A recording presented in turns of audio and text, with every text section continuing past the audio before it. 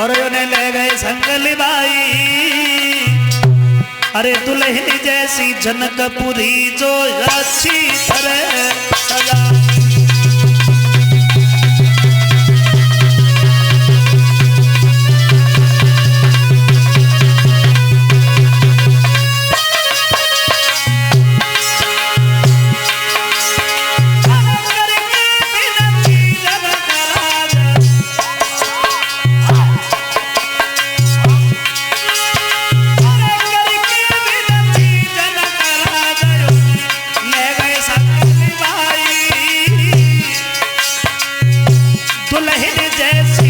जनकपुरी जो अच्छी तरह सजाई।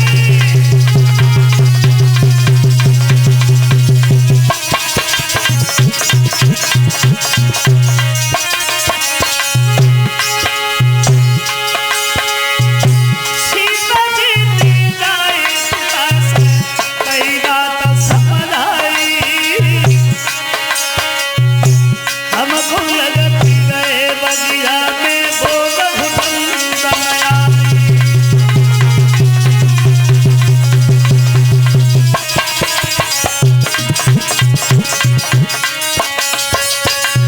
जवाब दिया है राम लक्ष्मण से। गुरु विश्वामित्र के साथ जब चले और वहां पहुंचे ही जहां रंगभूमि सजाई गई थी सीता के स्वयंवर के लिए। सज्जनों,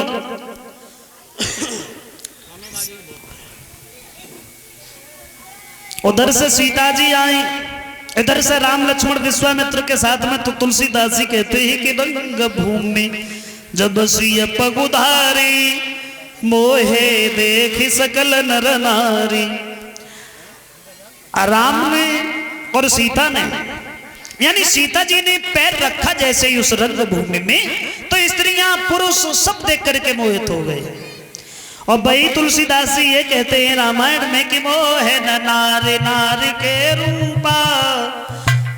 स्त्री कभी दूसरी स्त्री को देख करके मोहित नहीं होती, कभी प्रसन्न नहीं होती। फिर सीता को देख करके स्त्रियां कैसे मोहित हो गई? अब शंका वाली बात है। तुलसीदास जी ये कहते हैं कि स्त्री चाहे कितनी भी पढ़ी लिखी हो, चाहे अनपढ़ हो, चाहे विद्वान हो, लेकिन दूसरी स्त्री की बढ़ाई नहीं कर सकती, कभी नहीं सुन सकती और ना ही कर सकती। अब खैर छोड़ो, तुलसीदास की बात पुरानी है। अपने घर की रामायण उठा, अपनी पत्नी के सामने कहो दूसरी स्त्री की बढ़ाई करके देखो, मांगे उसे पानी मिल जाए तो फिर ऐसा करो भाई पिया चलो। और तुम देखो गाँव की नई नई बहू आ और तब से जाती देख ले, यहाँ से जाए जब वहां से लौट गया तब इनकी बात है सुनो, मैंने सुनी है कितनी सुंदर गाँव की हो, कोई मतलब ना, बहू तो अच्छी है, कितनी गोरी है, फिर नाक बड़ी है, मतलब उसमें कुछ न कुछ।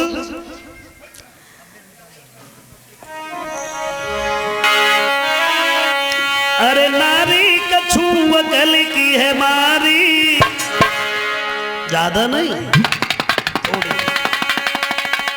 अरे नारी कछू गल की है मारी, न में अब गुण बहुत भरे। नारी कछू गल की मारी, न में अब गुण बहुत भरे।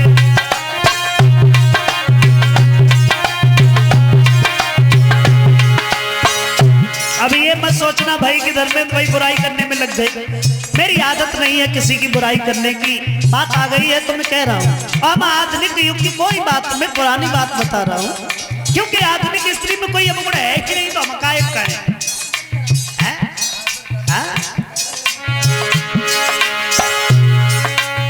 देखो लक्ष्मी पार्वती को चैन दिल में लाई। कब जब जसुनी की अनुसुईया बहुत बड़ी पतिव्रता है तो तसल्ली ना आई, जय सोच लेती कि अनुसुईया है हमारे पुत्र अत्रि की पत्नी है, बात घर में है, अच्छी बात है, लेकिन काहे को हमसे बड़ी है, हम सबसे बड़े हैं। देख लक्ष्मी पार्वती को चैन न दिल में लाई। करण परीक्षा अनुसुईया की तीन पति बठाई।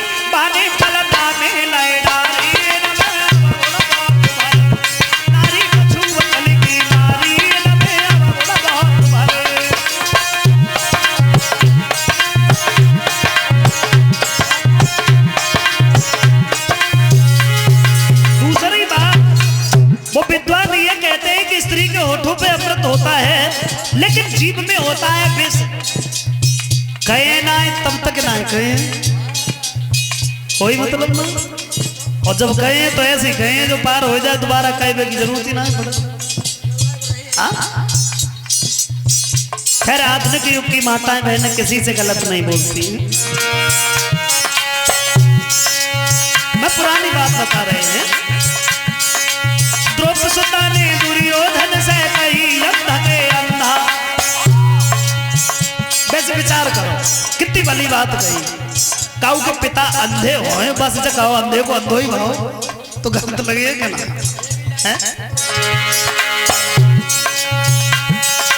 द्रौपदी ने दुर्योधन से कही अंध के अंधा। महाभारत सो युद्ध कराओ, फंसी मई के फटला बने सभा खिंचाई गई सारी।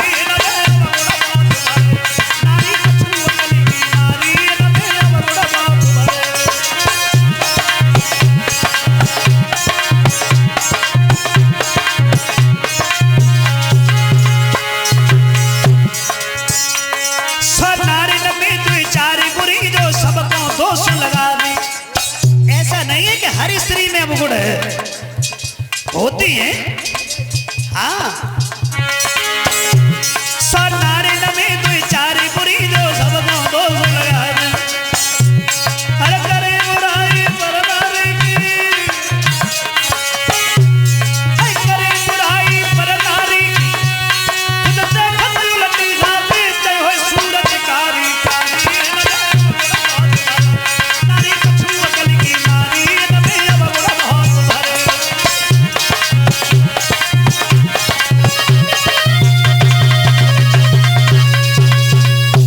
मतलब है स्त्री में अवगुण है कि दूसरी स्त्री की बढ़ाई नहीं सुना गई। फिर सीता जी को देख करके स्त्रियां कैसे प्रसन्न हो गई, कैसे उनकी प्रशंसा करने लगी। तो तुलसीदास जी कहते हैं कि रंग भूमि जब सिया पगुधारी, तो मोहे देख सकल नर नारी। सीता नहीं पगुधारी, पगुधारी कहकर के श्री राम की तरफ संकेत कर रहे हैं। श्री राम को पगुधारी कहते हैं। क्यों? भृगु ने सीना मिला तजो मारी, और तबई से कई तेरे पगुधारी। और जब से नारे अहिल्या तारी, और तब उसे नाम पढ़ो पगुधारी। सुरंग भूमि जब सिया पगुधारी, तो मोहे देख सकल नर नारी। सीता श्री राम की सुंदर झांकी को देख करके स्त्रियां पुरुष सब मोहित हो गए। और तब सीता जी लड़कियों के साथ आगे चली गई, विश्वामित्र के साथ में राम लक्ष्मण बैठ गए। फिर जनक खड़े हुए, आवाज लगाई, दूर दूर से आए हुए राजा राजकुमारों, आपको ये अवगत है कि सब लोग यहाँ क्यों एकत्रित हुए हो? अब एक एक करके उठते जाओ, धनुष को तोड़ो, हमारी बेटी के साथ में नाता जोड़ो। और इतना सुनने के बाद बहादुर उठते हैं, धनुष से जुटते हैं। लेकिन धनुष उठाना बहुत बड़ी बात थी, कोई तिल भरे हिला तक नहीं पाया धनुष। महाराज जनक बहुत दुखी, बहुत दुखी। विचार करने लगे, अगर मुझे ऐसा मालूम होता कि पृथ्वी पर कोई बहादुर नहीं है तो इतना कठिन प्रण नहीं करते। अब क्या करें? ऐसा लगता है अब तो कि मेरी कुआरी लली रही, मैंने बिरथा पे धनुष की ठानी।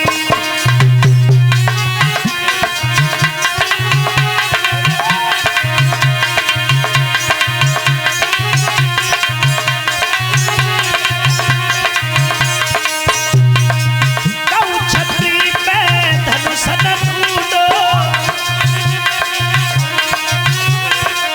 सब विभाग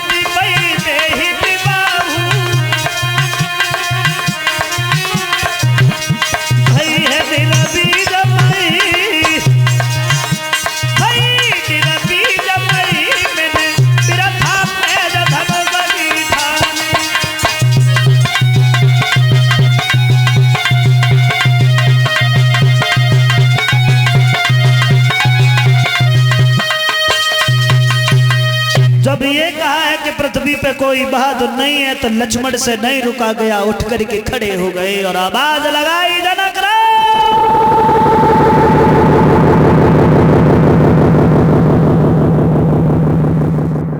अरे क्या कह रहे हो तुम? पृथ्वी पे कोई बहादुर नहीं है? धनुष की बात करते हो? धनुष धनुष बहुत छोटी बात है। गुरु विश्वामित्र की आज्ञा मिल जाए तो इस सारे ब्रह्मांड को गेंद की तरह उठाएं, कच्चे घड़े की तरह फोड़ दे जनक राम।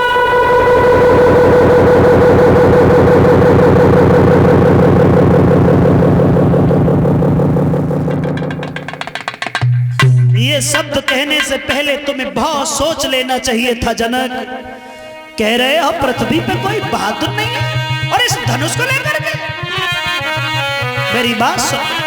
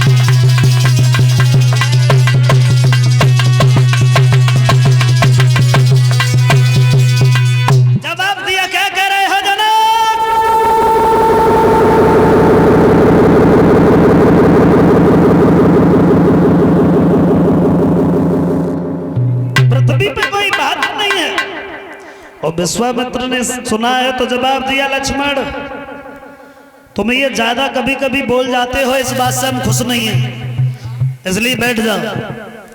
विश्वामित्र कहने लगे, रहो लखन खामोश, और ये काम तुम्हारा है नहीं, क्यों व्यर्थ जताते जोश।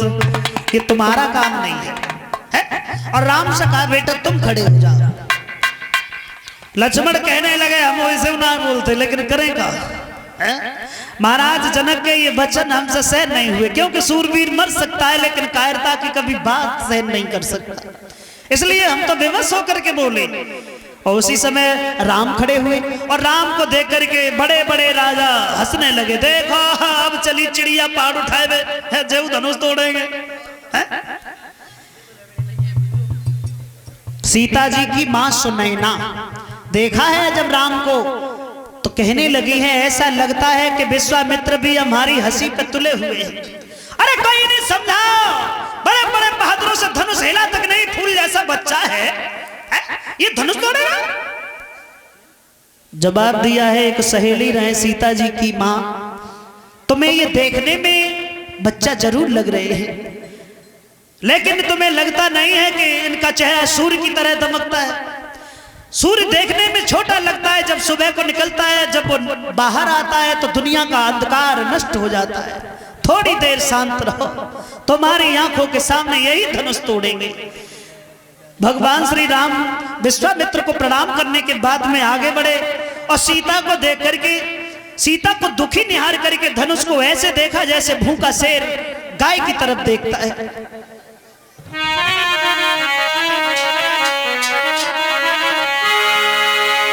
आगे बढ़े, दोनों हाथ जोड़ करके धनुष को प्रणाम किया भगवान ने। जाते ही जाते उठा लिया एक हाथ से, उठाते सबने देखा, लेकिन कि फिर पता नहीं कब झुका धनुष, फिर पता नहीं कब झुका धनुष, आवाज गई कानों में, अरे घूमने तू कदोई टूटी पड़े, घूमने तू कदोई टूटी पड़े, मच गया शोर चौधरों में।